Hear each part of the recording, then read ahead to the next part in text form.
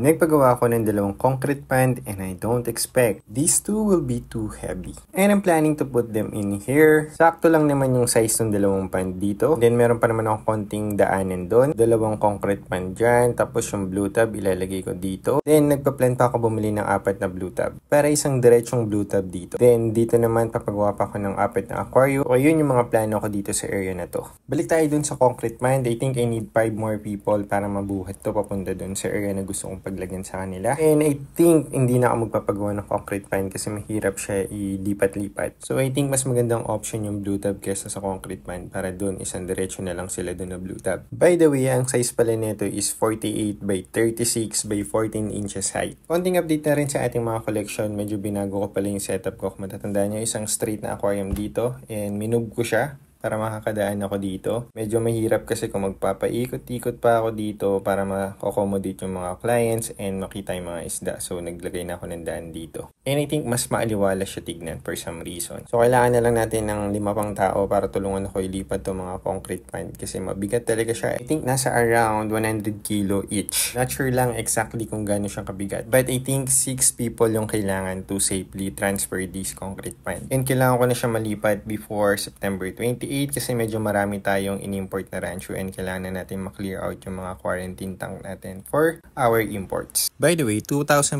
pesos ko lang pala pinagawa tong concrete pand compare sa blue tub na 3.5 na mas maliit. So mas mura siya pero mahirap siya ilipat-lipat. Kaya for me, mas magandang option pa rin yung blue tub. So I think that's all for today's video. By the way guys, if you're looking for imported rancho, medyo marami tayong in-import na rancho this September 28. Marami tayong color selection, meron tayong lemon head, red and white, pure orange, and then meron din tayong mga calico, blue base calico na galing sa Indonesia. So kung naghahanap ka ng import rancho, just message me directly. And I think that's all for today's video. Thank you guys for watching and see you on the next one. Bye!